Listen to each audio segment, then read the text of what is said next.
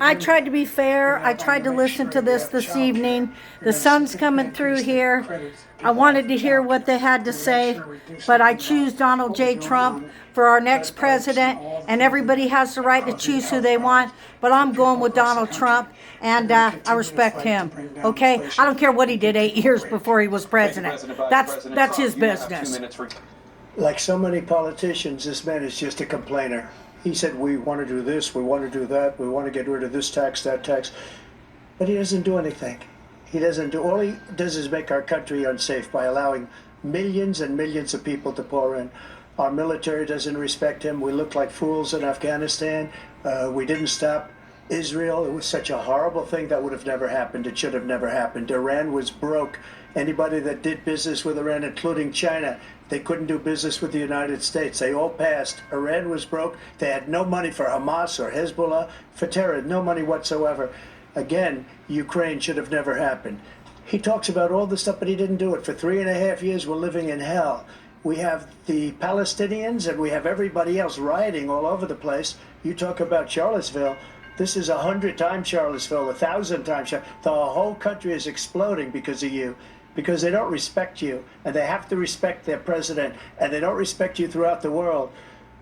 What we did was incredible. We rebuilt the military. We got the largest tax cut in history, the largest regulation cut in history. The reason he's got jobs is because I cut the regulations that gave jobs, but he's putting a lot of those regulations back on.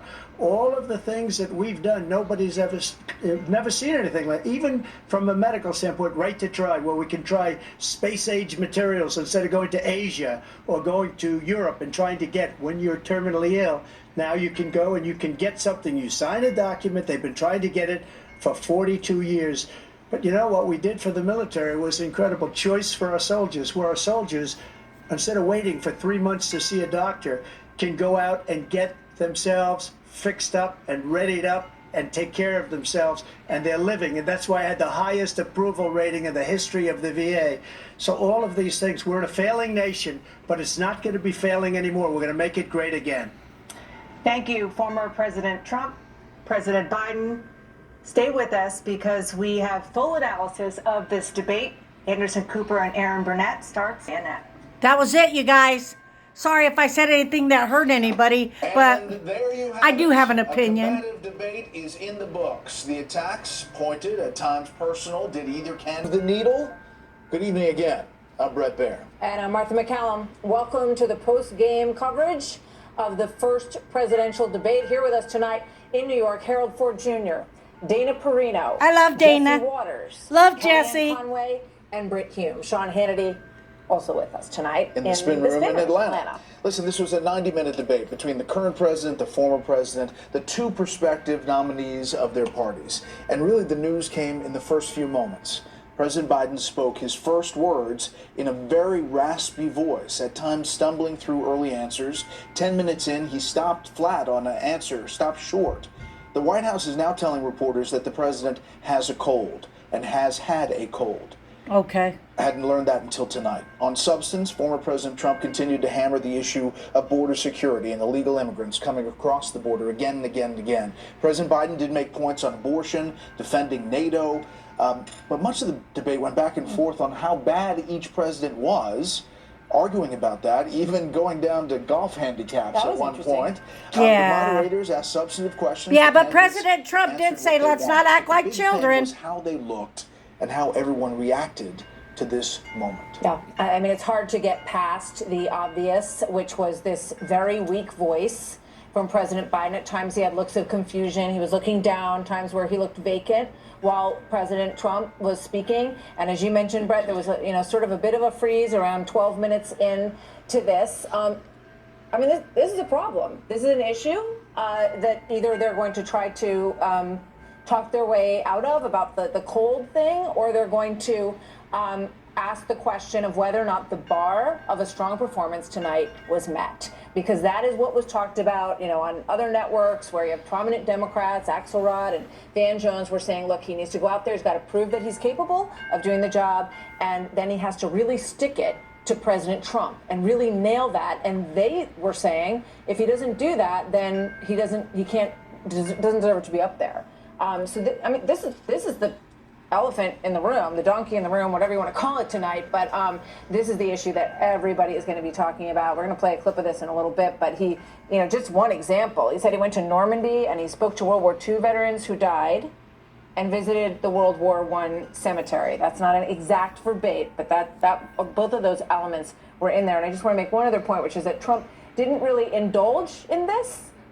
He didn't react a whole lot. He did, a little bit of a smirk face at times, but basically he stayed focused and looked straight ahead. That's he landed right. points on Afghanistan. I like the way Donald Trump talked to him.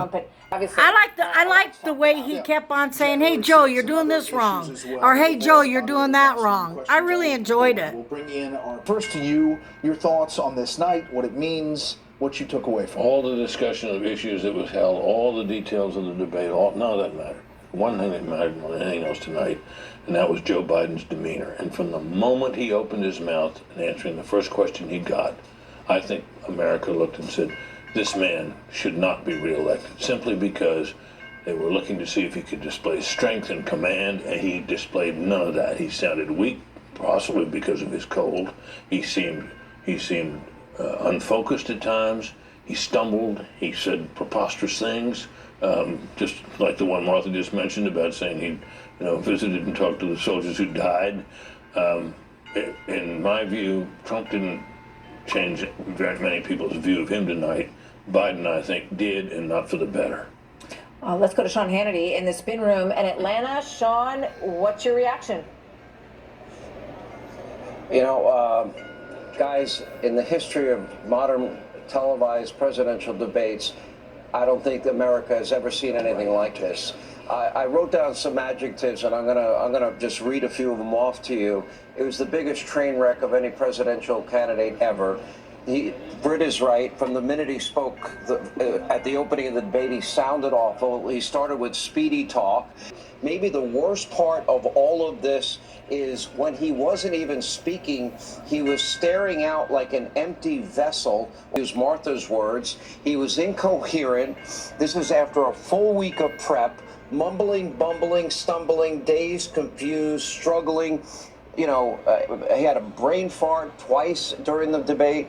It was a disaster. Now, I'm looking, for example, at the Drudge Report, and the Drudge Report is saying Operation Replace Joe Biden. That's not good. The Border Patrol Union has come out and said, to be clear, we have never and will never endorse Joe Biden.